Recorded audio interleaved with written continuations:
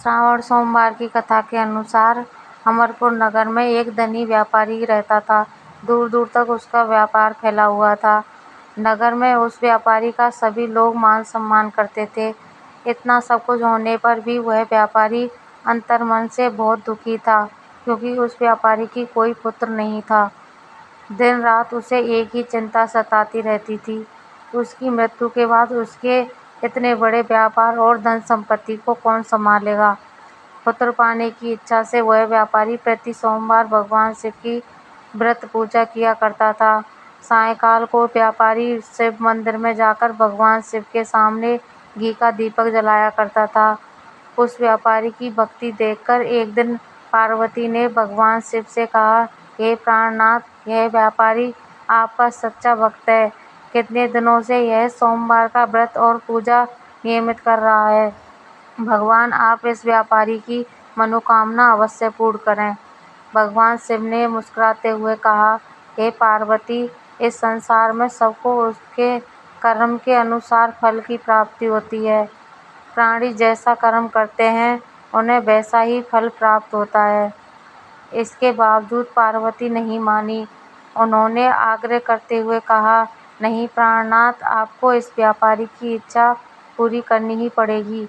यह आपका अनन्य भक्त है, प्रति सोमवार आपका विधिवत व्रत करता है और पूजा अर्चना के बाद आपको भोग लगाकर एक समय भोजन ग्रहण करता है। आपको इसे पुत्र प्राप्ति का वरदान देना ही होगा। पार्वती का इतना आग्रह देखकर भगवान शिव ने कहा, तुम्हारे आग्रह पर मैं इस व्यापारी को पुत्र प्राप्ति का वरदान देता हूँ, लेकिन इसका पुत्र 16 वर्ष से अधिक जीवित नहीं रहेगा। उसी रात भगवान शिव ने स्वप्न में उस व्यापारी को दर्शन देकर उसे पुत्र प्राप्ति का वरदान दिया और उसके पुत्र के 16 वर्ष तक जीवित रहने की बात भी बताई। भगवान के वरदान से व्यापारी को खुशी तो हुई, लेकिन पुत्र की अल्प आयु की चिंता ने उस खुशी को नष्ट कर दिया। व्यापारी पहले की तरह सोमवार का विधिवत व्रत करता रहा। कुछ महीने पश्चात उसके घर अति सुंदर पुत्र उत्पन्न हुआ। पुत्र जन्म से व्यापारी के घर में खुशियां भर गईं। बहुत धूमधाम से पुत्र जन्म का समारोह मनाया गया। व्यापारी को पुत्र जन्म की अधिक खुशी नहीं हुई, क्योंकि उसे पुत्र की अल्प आयु के रहस्य का पता था।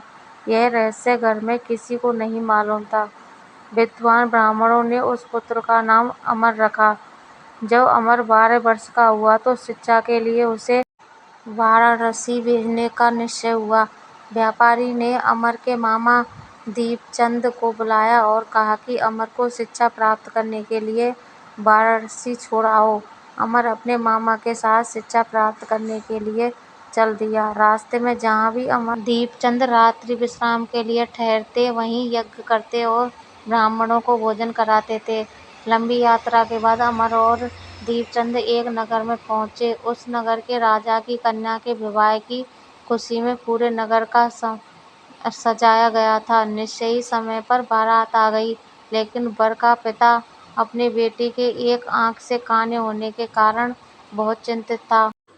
उसे इस बात का भय सता रहा था कि राजा को इस बात का पता चलने पर कहीं वह विवाह से इनकार न कर दे, इससे उसकी बदनामी होगी। वर के पिता ने अमर को देखा तो उसके मस्तिष्क में एक विचार आया। उसने सोचा, क्यों ना इस लड़के को दूल्हा बनाकर राजकुमारी से विवाह करा दूं। विवाह के बाद इसको धन देकर विदा कर दूंगा और राजकुमारी को अपने नगर में ले जाऊंगा। वर के पिता ने इसी संबंध में अमर और दीपचंद से बात की। दीपचंद ने धन मिलने के लालच में वर के पिता की बात स्वीकार कर ली। अमर को दूल्हे के वस्त्र पहनाकर राजकुमारी चंद्रिका से विवाह करा दिया। राजा ने बहुत सा धन देकर राजकुमारी को विदा किया। अमर जब लौट रहा था तो सच नहीं छिपा सका और उसने राजकुमारी को ओढ़नी पर लिख दिया,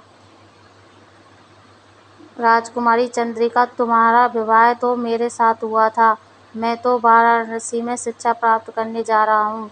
अब तुम्हें जिस नवयुवक की पत्नी बनना पड़ेगा वह कान्हा है। जब राजकुमारी ने अपनी ओढ़नी पर लिखा हुआ पढ़ा तो उसने काने लड़के के साथ जाने से इनकार कर दिया। राजा ने सब बातें जानकर राजकुमारी को महल में रख लिया। उधर अमर अपने मामा दीपक के साथ वाराणसी में पहुंच गया। अमर ने गुरुकुल में पढ़ना शुरू कर दिया। जब अमर की आयु 16 वर्ष की पूरी हुई तो उसने एक यज्ञ किया। यज्ञ की समाप्ति पर ब्राह्मणों को भोजन कराया और खूब अन्न वस्त्र दान किए। रात को अमर अपने सैन्य कक्ष में सो गया। शिव के वरदान के अनुसार शयनावस्था में ही अमर के प्राण पखेरु उड़ गए। सूर्योदय पर मामा अमर को मृत्यु देखकर रोने पीटने लगा। आसपास के लोग भी एकत्र होकर दुख प्रकट करने लगे। मामा के रोने विलाप करने के स्वर समीप से गुजरते हुए भगवान शिव और माता पार्वती ने भी सुने।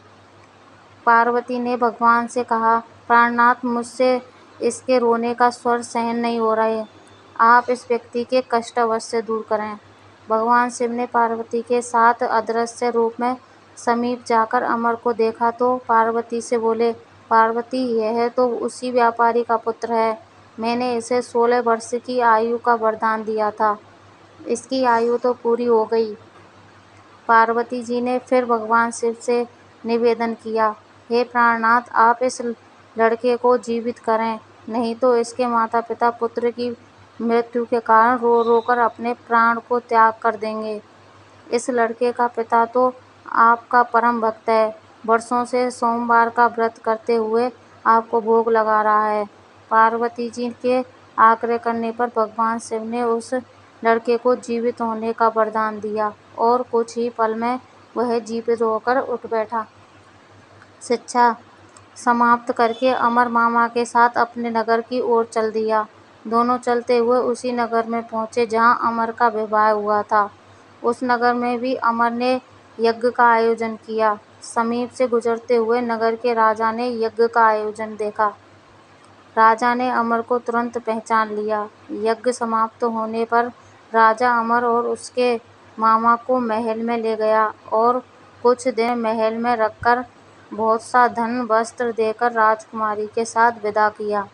रास्ते में सुरक्षा के लिए राजा ने बहुत से सैनिकों को भी साथ भेजा। दीपचंद ने नगर में पहुंचते ही एक दूत को घर भेजकर अपने आगमन की सूचना भेजी। अपने बेटे अमर के जीवित वापस लौटने की सूचना से व्यापारी बहुत प्रसन्न हुआ। व्यापारी ने अपनी पत्नी के साथ स्वयं को एक कमरे में बंद कर रखा था।